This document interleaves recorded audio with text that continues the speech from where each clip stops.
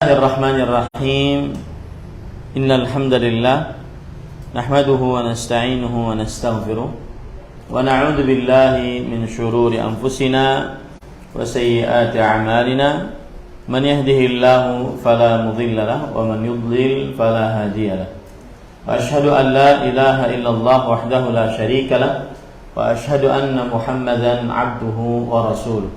Ya ayyuhalladzina amanu taqullaha haqqa tuqatihi wa la tamutunna illa wa antum muslimun. Ya ayyuhan nasu taqu rabbakumul ladzi khalaqakum min nafsin wahidah wa khalaqa minha zawjaha wa batha minhuma rijalan katsiran wa nisaa'a wattaqullaha alladzi tasaaluna bihi wal arham innallaha kana 'alaykum raqiba.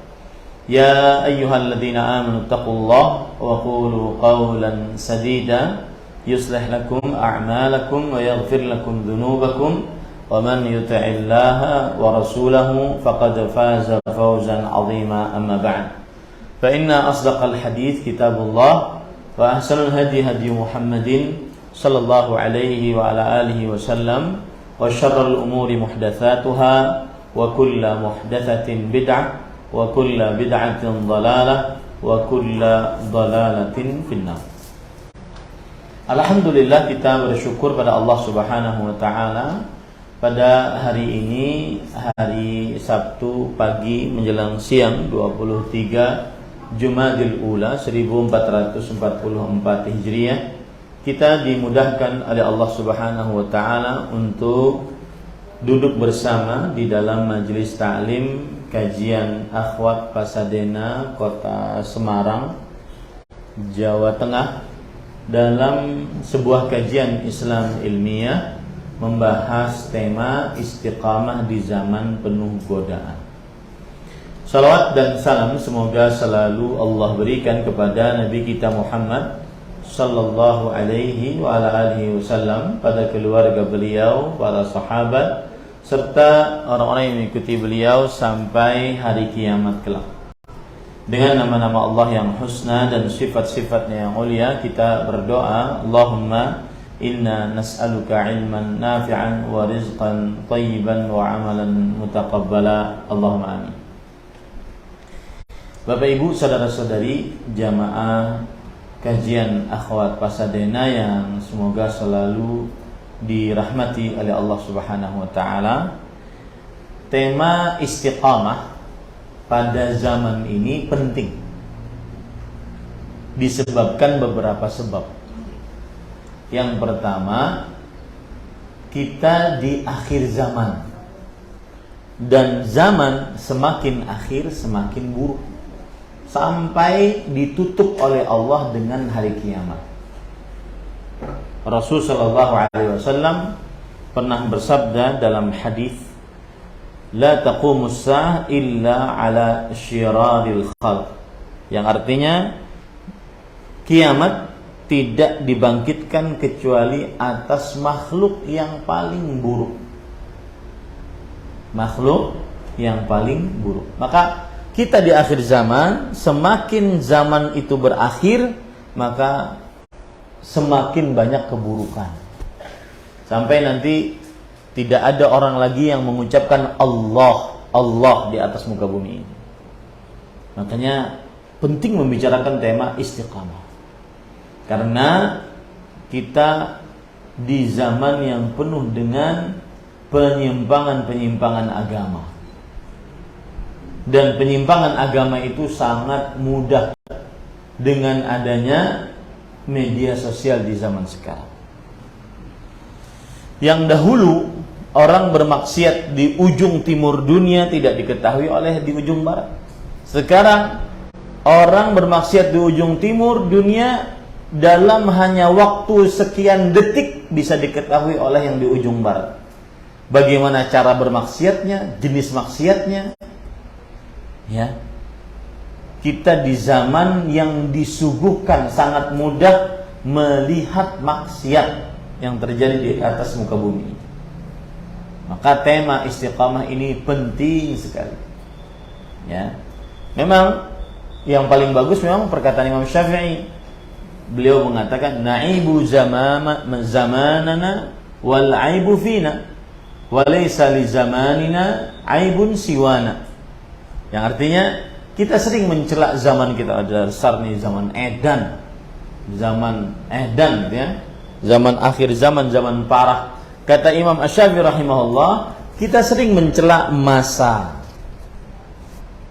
Padahal di dalam masa itu tidak ada yang tercela kecuali kita. Dasar zaman edan. Padahal tidak ada yang paling edan di zaman itu kecuali kita. Ya.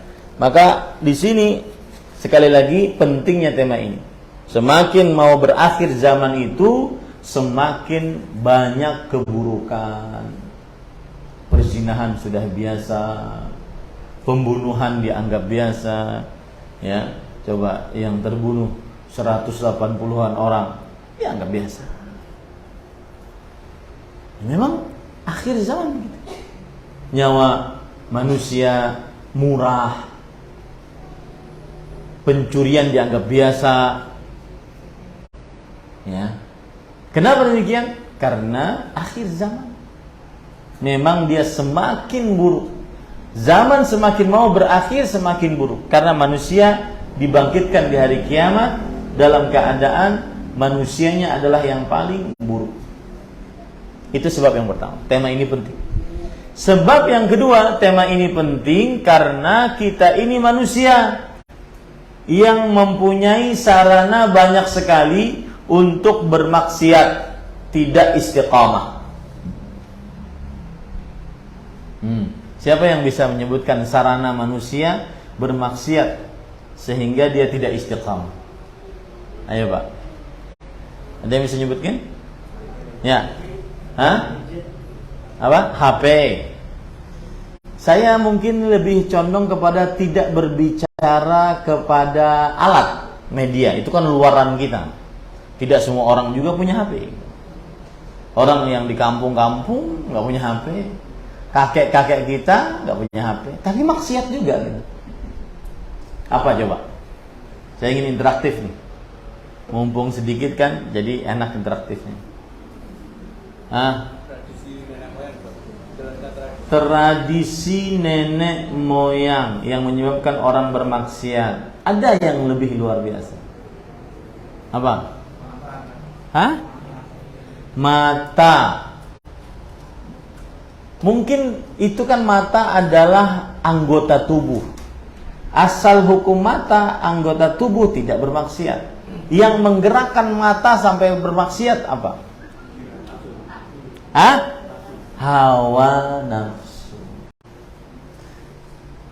Kenapa tema ini penting? Tema istiqamah karena kita punya sifat-sifat buruk yang ada di dalam diri kita.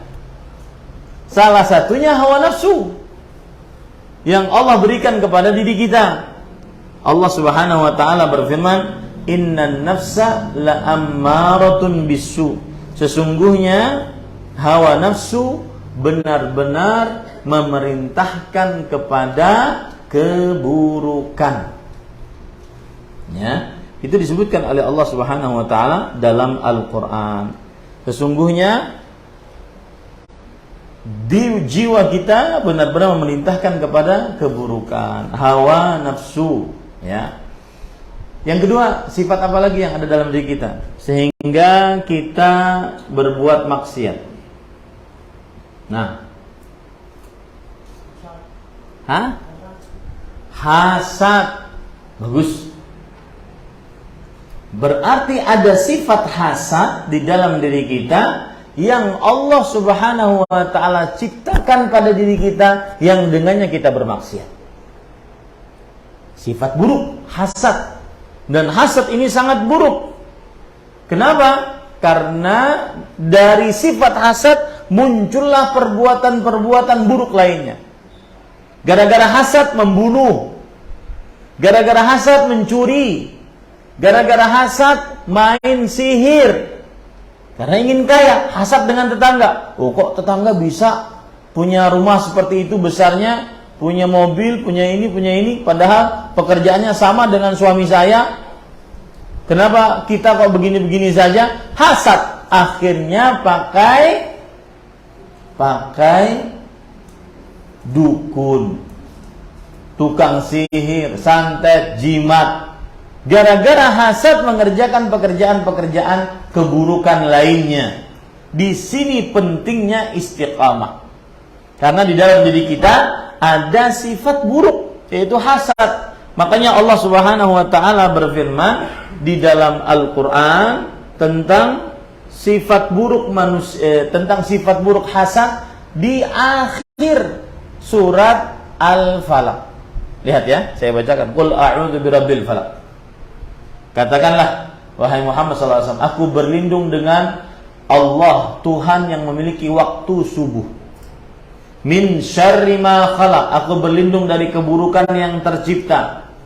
Wa min syarri ghasiqin idza waqab, dan aku berlindung dari jin, dari waktu malam, ya, jin di gangguan jin di waktu malam kalau sudah meliputi. Wa min syarrin naffatsati fil 'uqad, dan aku berlindung dari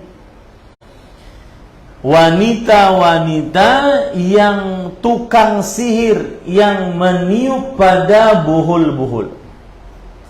Kemudian terakhir, aku berlindung dari hasad jika orang itu hasad. Allah mengakhirkan meminta perlindungan dari hasad, karena hasad adalah sifat buruk yang paling buruk. Para ulama tafsir mengatakan akhassut tabai, sifat buruk paling buruk. Makanya Allah akhirkan meminta perlindungan hasad dari hasad di akhir, karena hasad adalah sifat paling buruk. Coba, apa bukti hasad itu sifat paling buruk? Siapa yang bisa menyebutkan? Bukti hasad paling buruk. Saya sengaja tanya jawab seperti ini biar nggak ada yang ngantuk. Karena kalau mono saja dari saya ngantuk. Nah, apa Pak? Bukti sejarah. Qabil membunuh Habil. Para ulama mengatakan awwalu dzambin usiyallahu fil ard sababuhu hasad. Dosa pertama yang Allah dimaksiati dengannya di atas muka bumi sebabnya adalah hasad. Hasadnya Qabil terhadap Habil. Akhirnya dari dosa hasad ini terjadi pembunuhan pertama. Akhirnya setiap pembunuhan yang tanpa kebenaran, setiap pembunuhan karena kezaliman, semua darah-darah itu ditanggung oleh Qabil, anak Adam yang pertama. Ini semua gara-gara hasad. La tuqtalu nafsun zulman illa kana ala ibnil awal kiflan min damiha. Tidaklah seorang manusia terbunuh dengan kezaliman. Tuh, yang meninggal di lapangan sepak bola, berapa ratus itu. Terbunuh dengan kezaliman, itu pasti itu. Kezaliman. Karena mereka tidak bersalah. Terbunuh dengan kezaliman. Saya tidak menyalahkan satu dengan yang lainnya, tapi terbunuh dengan kezaliman. Kecuali anak Adam yang pertama yang membunuh akan menanggung dosanya.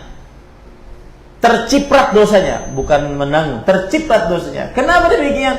Karena li'annahu man sannal qatl. Karena dia yang menyontohkan pembunuhan pertama. Dia yang mencontohkan pembunuhan pertama. Lihat buruknya hasad. Berarti ada sifat buruk dalam diri kita. Contoh yang lain lagi.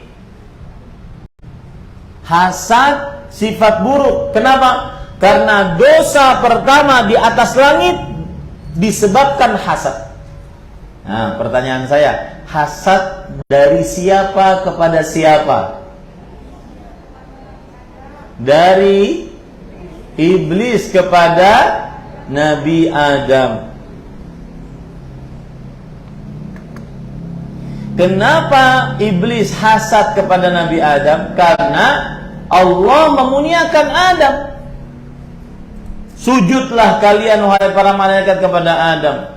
Ini Adam aku ciptakan langsung dengan kedua tanganku. Hasad iblis. Dilihatlah potongan jasad Nabi Adam yang waktu itu belum ada rohnya. Oh, ternyata kosong isinya. Belum ada ruhnya pada waktu itu, tidak bisa bergerak. Makanya dia berani mengatakan kepada Allah, khalaqtani min nar wa khalaqtahu min tin. Engkau telah menciptakan aku dari api, dan engkau telah menciptakan dia dari tanah. Aku lebih mulia daripada dia, wahai Allah. Hasad dosa pertama yang Allah dimaksiati dengannya di atas langit. Hasad dosa pertama yang Allah Subhanahu wa taala dimaksiati dengannya di atas bumi. Hasad yang menyebabkan Nabi Yusuf alaihissalam terpisah dengan bapaknya selama 40 tahun. Gara-gara saudara-saudara Nabi Yusuf, di sini saudara-saudaranya hasad kepada Nabi Yusuf. Ya. Saudara-saudara Nabi Yusuf hasad kepada Nabi Yusuf alaihissalam. Nah, itu sifat buruk, Pak, yang menyebabkan seseorang sulit untuk istiqamah. Makanya tema ini penting karena kita punya sifat buruk. Ya, punya sifat buruk, yaitu apa tadi? Hasad, yaitu hawa nafsu, hasad. Nah, sifat buruk yang lain lagi apa? Biar nyadar kita. Sombong. Yang jelas di dalam Al-Quran dan sering kita lakukan tanpa kita sadari atau kita sadari. Contoh, ya. Contohnya adalah mudah mengeluh. Betul apa betul? Betul. Monggo Pak, ke depan Pak. Ini di luar malah panas, gitu. Ya, sering mengeluh. Allah berfirman dalam Al-Quran, Innal insana khuliqa halu'a. Sesungguhnya manusia itu diciptakan dalam keadaan berkeluh kesah, suka mengeluh. Nah, contoh suka mengeluh adalah nih, contohnya itu tadi dalam surat Al-Ma'arij ayat 19. Contoh suka mengeluh apabila diberi musibah setelah diberi nikmat, suka mengeluh. Saya beri contohnya. Kalau diberi sakit setelah sehat, suka mengeluh. Kalau diberi miskin setelah kaya, suka mengeluh. Kalau diberi kesempitan, kesulitan setelah kelapangan, kemudahan, suka mengeluh. Ya, itu sifat manusia tuh. Allah berfirman dalam surat Hud ayat 9 dan 10.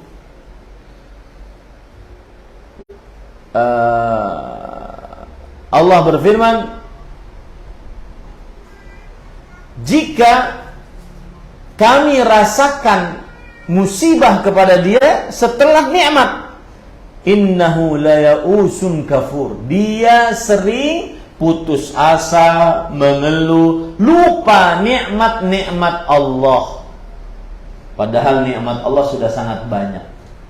Disentil saja oleh Allah kekayaannya, dikurangi nolnya 1 aja. Mulai itu mengeluh. Wah, Allah ini enggak adil. Saya sudah sholat 5 waktu di masjid, tahajud, baca Quran, ya, berbuat baik kepada keluarga, akan tetapi kenapa nol saya dikurangi? Nah, putus asa dan kufur nikmat, lupa nikmat-nikmat yang Allah telah pernah berikan. Itu manusia. Wa idza an'amna 'alal insani ni'matan, jika kami berikan kepada manusia sebuah nikmat, kemudian kami cabut nikmat tersebut, tersebut, innahu layausun kafur, sesungguhnya manusia itu sangat putus asa dan kufur nikmat. Itu sifat buruk manusia, keluh kesah, kufur nikmat, putus asa. Kalau sudah dicabut sedikit dari nikmatnya, ya, itu yang menyebabkan akhirnya manusia bermaksiat. Itu yang menyebabkan akhirnya manusia susah istiqamah. Maka tema ini penting karena kita mempunyai sifat-sifat buruk di dalam diri kita. Sebaliknya, kalau sudah dikasih nikmat setelah musibah, dikasih sehat setelah sakit, dikasih kaya setelah miskin, dikasih nyaman setelah sulit, dikasih lapang setelah sempit. Sebaliknya yang keadaan seperti ini, manusia sukanya takabur, ujub, lupa diri. Itu sifat buruk manusia yang menyebabkan manusia lupa, susah istiqamah. Ya, ada di dalam hadis tentang 3 orang, yang satu botak, yang satu berkulit belang, yang satu buta. Kemudian Allah memberikan kepada orang tersebut kesembuhan dari botaknya. Kemudian Allah kasih kekayaan, asalnya dia botak miskin lagi. Dikasih kekayaan oleh Allah berupa harta, onta, sapi.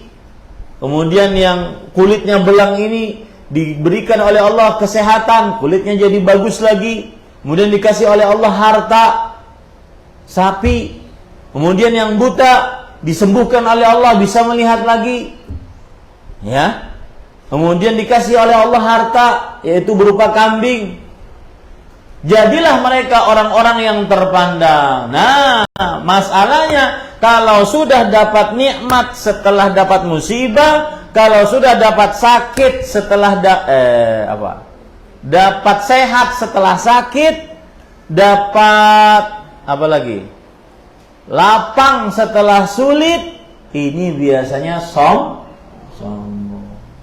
3 orang ini jadi orang kaya, kemudian saudagar kaya pokoknya. Datang malaikat menguji 3 orang ini. Pertama kepada si botak, si mantan botak miskin.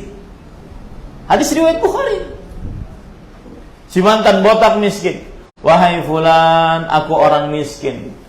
Malaikat menyerupakan dirinya dengan yang botak, dengan yang miskin. Wahai fulan, aku botak miskin, minta tolong kepada engkau. Apa yang dia jawab? Mohon maaf, saya juga banyak keperluan. Satu. Kemudian, wahai fulan, sepertinya aku kenal engkau deh. Dulu kan engkau botak miskin. Dia lupa diri. Enggak, saya dari dulu sehat. Saya ini kaya 7 turunan. Nah, lupa diri kan? Itu sifat manusia yang membuat dia sulit istiqamah. Datang lagi kepada orang yang dulunya kulitnya belang. Apa yang terjadi? Yang terjadi adalah dimintai sama, wahai fulan, saya orang penyakitan, kulit saya belang, saya miskin, maka saya minta bekal, boleh tidak? Kata dia, mohon maaf, keperluan banyak. Lalu apa yang terjadi? Wahai fulan, bukankah engkau dulu kulitnya belang, miskin, dijelek-jelekan oleh orang, dianggap jijik oleh orang, dilihat. Maka kemudian enak saja, saya dari dulu sehat, saya dari dulu ganteng, saya dari dulu kaya 7 turunan, saya dulu dari dulu adalah keturunan ningrat, darah saya saja darah hijau. Ya, lupa diri, itu manusia. Kapan lupa dirinya? Kalau sudah dari sakit sembuh, dari miskin kaya, dari dapat musibah, kemudian dapat nikmat. Nah, ini lupa diri. Itu sifat-sifat buruk manusia. Saya pernah punya khotbah judulnya Sifat Buruk Manusia. Silahkan cek itu di akun YouTube saya. Banyak saya sebutkan.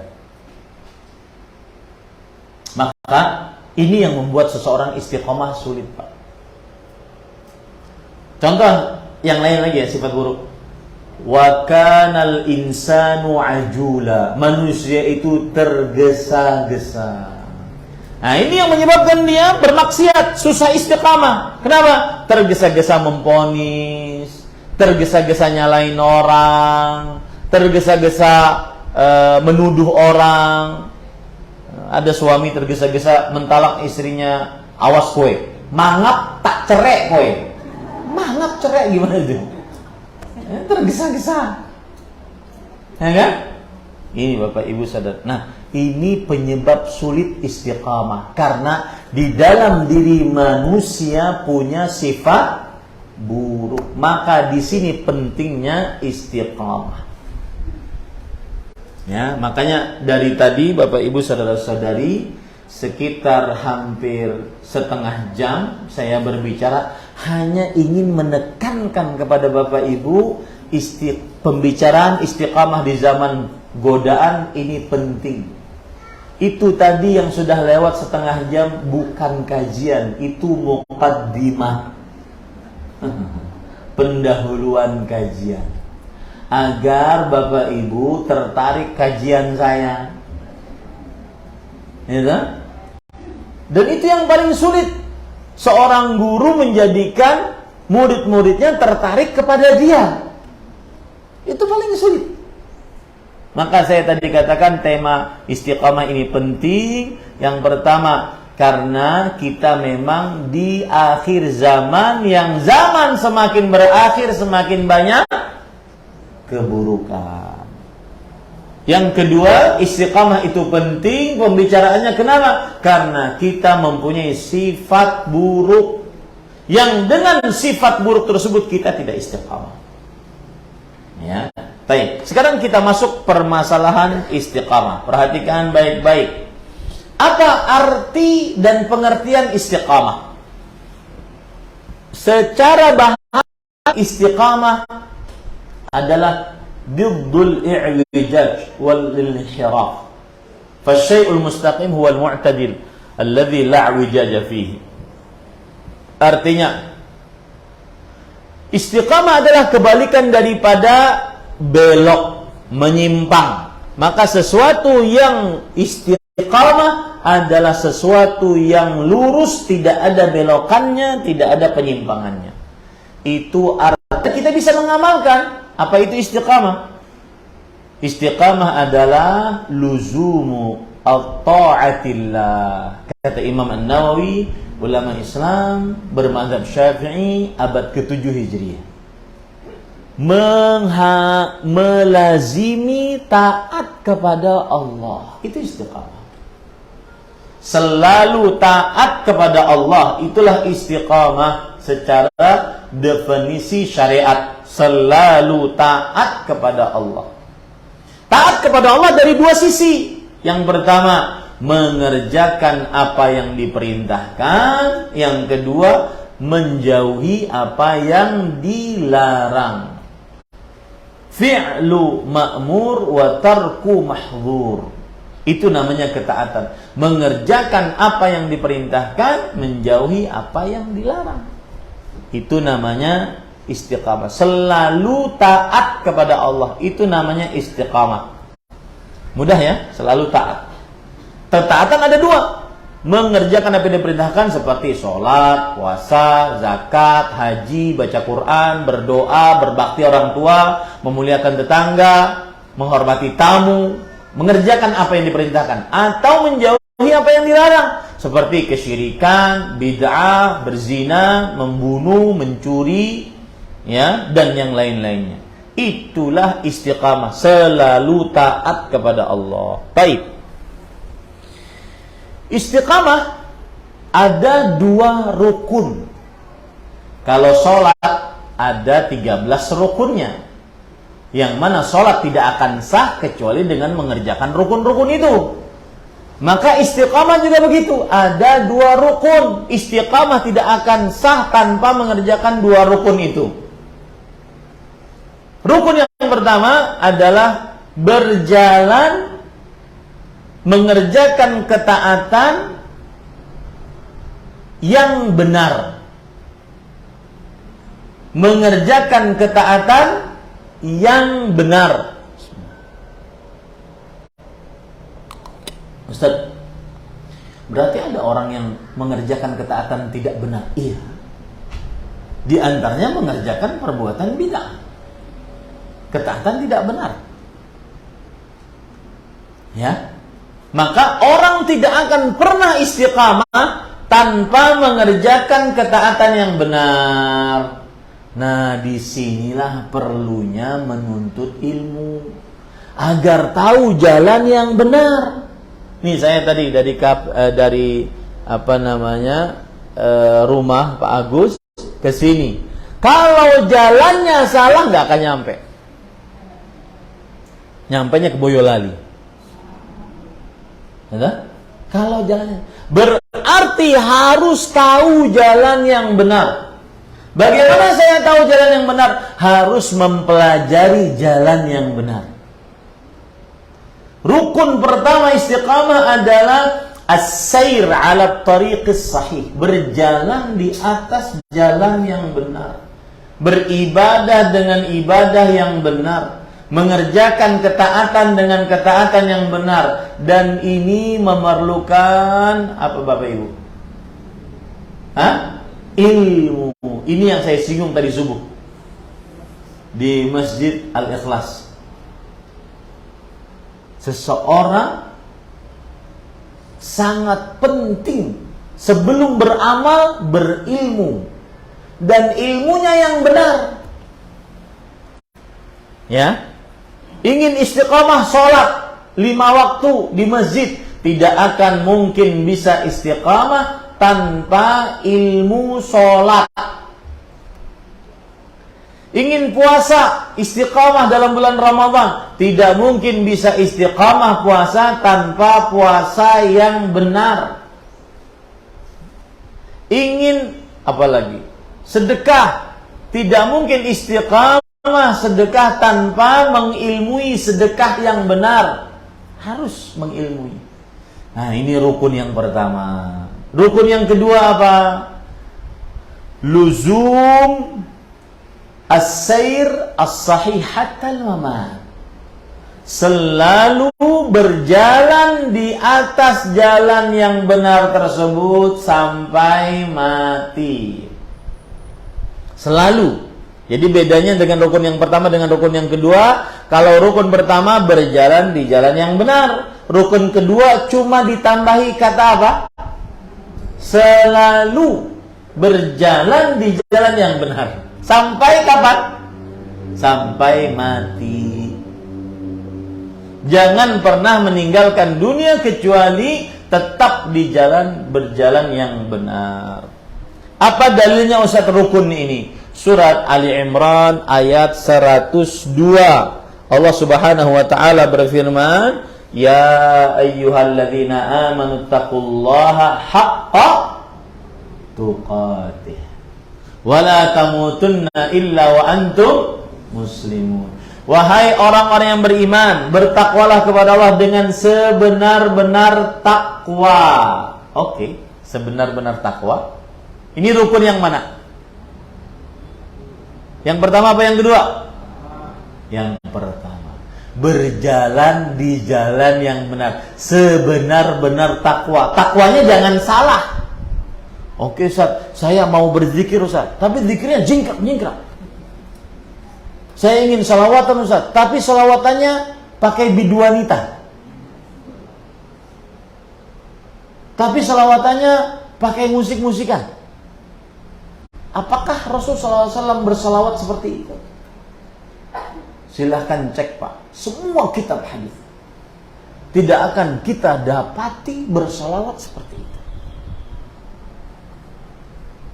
Semua riwayat hadis tidak akan pernah kita dapati seperti itu. Ya. Jadi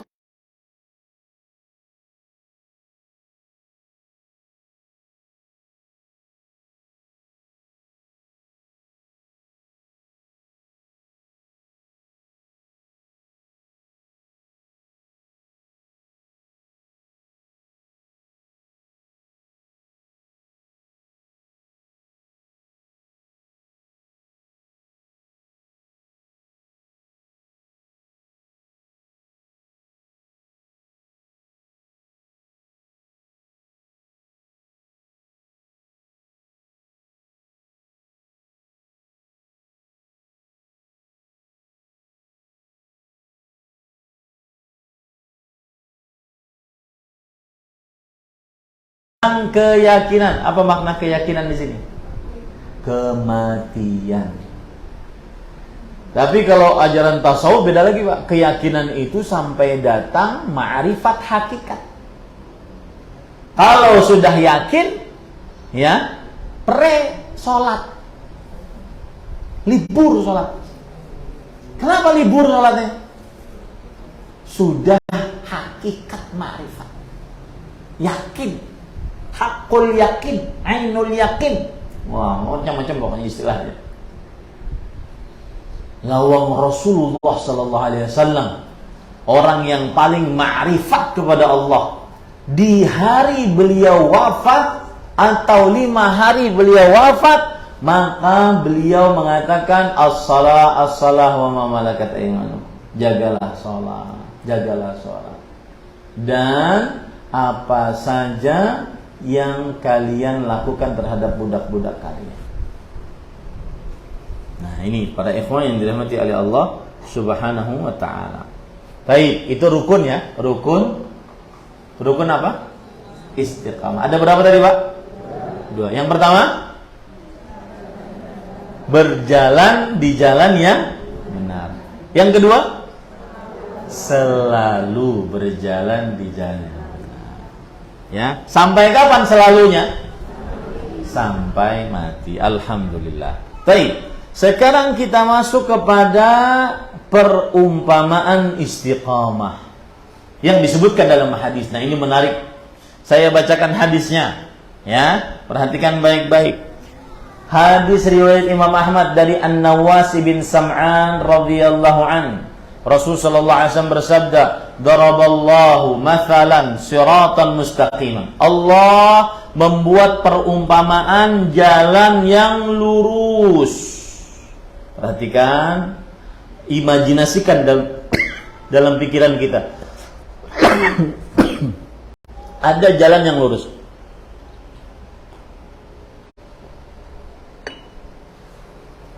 Jalan lurus.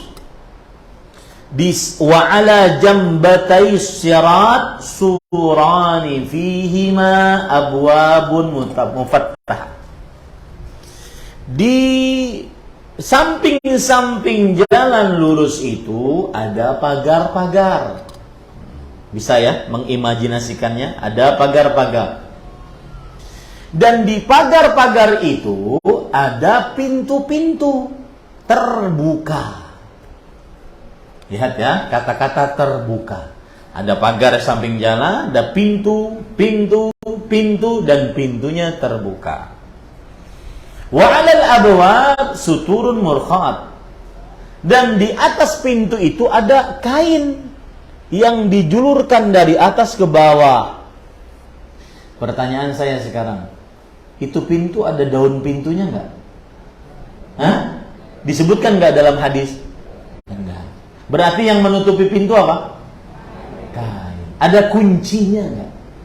Enggak. Itu penting nanti. Itu masalah penting. Nggak ada kunci, nggak ada daun pintu. Cuma ada horden dari atas ke bawah. Baik. Wa ala babis sirat da'in yaqulu ya ayuhan nas udkhulus sirata jami'an wa la tatafarraju. Kemudian di pintu-pintu tadi, kan ada jalan, ada pagar, ada pintu-pintu. Di pintu-pintu tadi ada suara yang berseru, "Wahai manusia, masuk kalian ke dalam sirat." Masuk, jangan keluar. Masuk. Dan jangan kalian belok kanan belok kiri, jangan. Masuk ke dalam sirat. Ada suara berbicara begitu. Wada'i yad'u min jawfis sirat fa idza arada an yuftaha syai'an min tilka al-abwab qala wayhaq la taftahu fa innaka in taftahu talijhu. Kemudian ada suara juga dari dalam jalan ini. Jadi ada orang-orang di pintu-pintu itu, di tengah jalan juga ada yang berkata, "Wahai manusia, kalian masuk ke dalam sirat."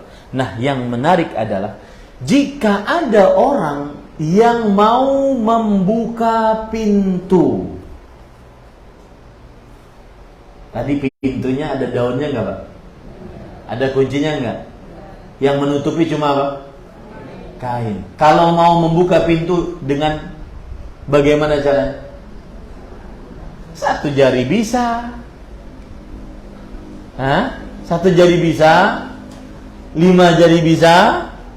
Bahkan diterpa angin tanpa kita buka juga bisa. Makanya ketika ada pintu tersebut terbuka, mulai ada yang mau membuka, maka ada suara tadi yang berseru, celaka engkau, jangan buka itu. Jika engkau buka, engkau akan terperosok ke dalamnya. Lalu Rasulullah SAW menyatakan, as-sirat al-Islam. Jalan tadi itulah perumpamaan Islam. Was-suran hududullah. Pagar-pagar di samping-samping tadi itu adalah batasan-batasan hukuman Allah. Batasan-batasan yang Allah batasi bagi manusia muslim. Wal abwabul mufattahah maharimullahi ta'ala. Pintu-pintu yang terbuka tadi tidak ada daun pintunya, tidak ada kuncinya, yang ada cuma ada horden dari atas. Itu adalah hal-hal yang diharamkan oleh Allah. Apa yang bisa Bapak ambil pelajaran?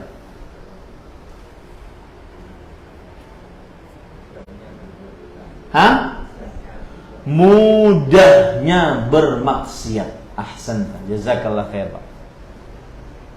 Gak ada daun pintu, gak ada kunci, cuma ada horden. Diterpa angin saja sudah kelihatan apa yang di dalam. Di zaman sekarang satu kali klik, semua keburukan kita bisa lihat. Saya pernah dengar ceramah Syekh Al-Allamah Profesor Dr. Abdul Razak bin Abdul Muhsin. Beliau pernah mengatakan, kita di zaman yang seseorang tidak pernah melihat tersebarnya kemaksiatan seperti di zaman kita sekarang ini. Kemaksiatan di ujung Afrika kita tahu. Mohon maaf saya beri contoh. Film porno paling buruk di ujung Eropa, kita tahu di Indonesia ujung bagian timur. Ya. Tidak pernah kita dapati tersebarnya kemaksiatan yang lebih masif dibandingkan sekarang. Dan itu terbukti. Kata Rasulullah SAW, maksiat itu cuma pintu terbuka, tidak ada daun pintunya, tidak tertutup, nggak perlu usaha, mudah bermaksiat. Nah, ini hati-hati Bapak Ibu. Inilah gambaran istiqamah. Dan perhatikan Bapak Ibu saudara-saudari yang dimuliakan oleh Allah.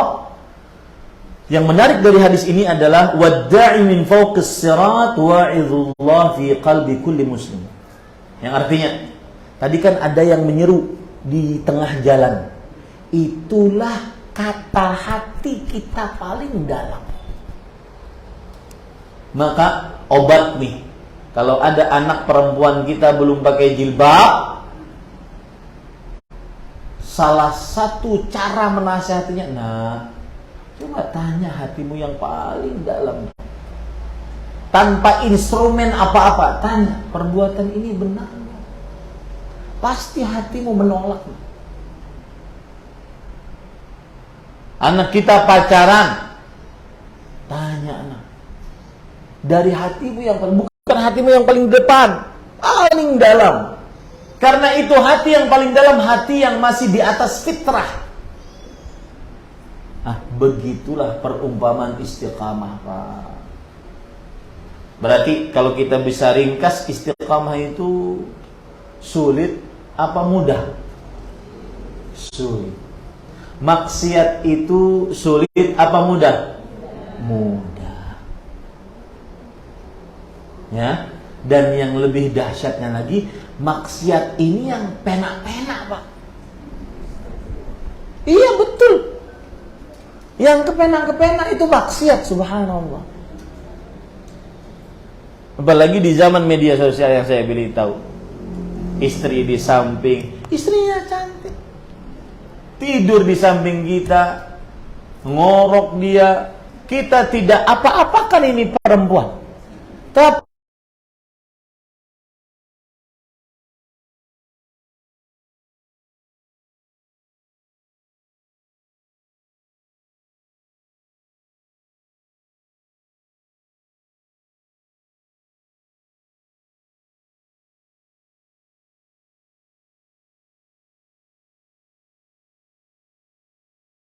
perkara wanita. Hilang akal, yadhabu aqlu indahunna. Hilang akal laki-laki kalau sudah urusan perempuan. Secerdas apapun, setegas apapun, kalau sudah perempuan di depannya, melempem seperti kerupuk kena air. Yang kuat menghadapi perempuan hanya Nabi Sinten? Yusuf. Ya. Cucunya Nabi Yusuf nggak kuat. Ya. Kita ini apa lagi? Nah, maka Bapak Ibu saudara-saudari hati-hati. Nah, kemudian perhatikan baik-baik. Ini perkara yang mana? Ini tadi perumpamaan istiqamah. Yang ujung dari perumpamaan istiqamah itu adalah maksiat mudah dan istiqamah sulit tapi tidak mustahil. Salah satu kiat agar bisa istiqamah, selalu bertanya kepada hati tentang apakah ini benar ataukah salah. Di samping belajar ilmu agama, makanya kan ada hadis berbunyi al-itsmu ma haka fi sadrik wa karita an yattali alaihin nas. Dosa itu yang tidak menenangkan hati, pasti hatinya nggak nyaman. Itu dosa pasti. Dan tidak suka dilihat oleh manusia, itu pasti dosa. Makanya tuh dulu kan ada istilah warung internet. Makanya pakai bilik-bilik kan. Kenapa? Karena yang dilihat macam-macam. Malu dia dilihat orang. Itu pasti maksiat. Ini Bapak Ibu, apalagi saya beberapa waktu yang lalu diberitahu oleh beberapa anak muda, Ustadz, di tengah-tengah kami ini ada istilah namanya alter life, IL, dengan real life, RL, IL dengan RL. Real life mungkin pakai jilbab, sekolah pakai jilbab, ya, ketemu laki-laki pakai jilbab, tapi ketika dia punya kamar sendiri, di dalam kamar ada kamar mandi, fasilitas internet disediakan oleh orang tuanya unlimited. Kemudian kalau mau makan tinggal online, jarang bertemu dengan orang tuanya juga sibuk dengan handphonenya. Apa yang terjadi? Dia punya hidup alternatif life. Apa itu? Jual tubuhnya demi dapat cuan. Dan itu banyak di tengah anak-anak perempuan. Hati-hati, jangan sampai itu anak-anak perempuan kita. Na'udzubillah, tsumma na'udzubillah, tsumma na'udzubillah. Ya, ini Bapak Ibu, hati-hati. Itu yang kita sebutkan tadi dalam hadis tadi. Maksiat mudah didapat. Kita wajib jujur kepada diri kita. Semua yang mempunyai media sosial, makanya kakek-kakek saya yang gak punya media sosial, yang punya handphone gak pintar handphonenya, ya, kalau dilempar kucingnya mati, bersyukurlah. Ini nih Pak, kita kalau seandainya bukan keperluan dakwah, sudahlah, saya cabut aja dari media sosial. Besar mudaratnya dibandingkan manfaatnya. Hati-hati Bapak Ibu. Tanya baik-baik, jujur-jujur anak kita. Kita sekarang semangat ngaji. Coba anak-anak kita di rumah, ngapain mereka?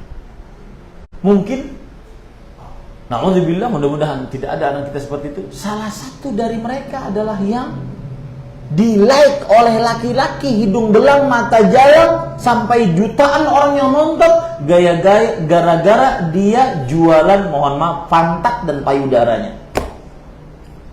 Bapaknya ngaji di sini, jadi pembawa acara. Contoh. Ya. Ini Bapak Ibu, hati-hati. Hati-hati. Lebih baik kita capek meneliti anak kita di dunia dibandingkan kita capek kelak di akhirat. untuk berhadapan dengan permintaan pertanggungjawaban Allah Subhanahu wa taala. Karena bagaimanapun orang tua mempunyai andil besar, apalagi sampai anaknya berubah fitrahnya. Yang berubah public figure yang berganti agama. Anaknya ganti agama gara-gara mengikuti agama suaminya. Mau bagaimanapun orang tua bertanggung jawab. Ustadz, saya sudah nasihatin. Tanggung jawab di hadapan Allah kelak. Rasulullah SAW bersabda akan hal itu. Kullukum mas'ulun wa kullukum ra'in wa kullukum mas'ulun an ra'iyati. Setiap dari kalian pemimpin dan penanggung jawab atas yang dipimpinnya. Ya, hati-hati Bapak Ibu. Makanya kalau lagi ada pengajian-pengajian seperti ini, kalau anak-anaknya sedang tidak sekolah, ajaklah. Kita tidak tahu apa yang akan mereka lakukan di kamar mereka sendirian dengan fasilitas internet, handphone pribadi, handphone, bahkan ada anak SD sudah pakai handphone, ada anak SMP handphonenya 2, bisa berselancar, punya akun media sosial berapa akun. Subhanallah, mengerikan hidup itu.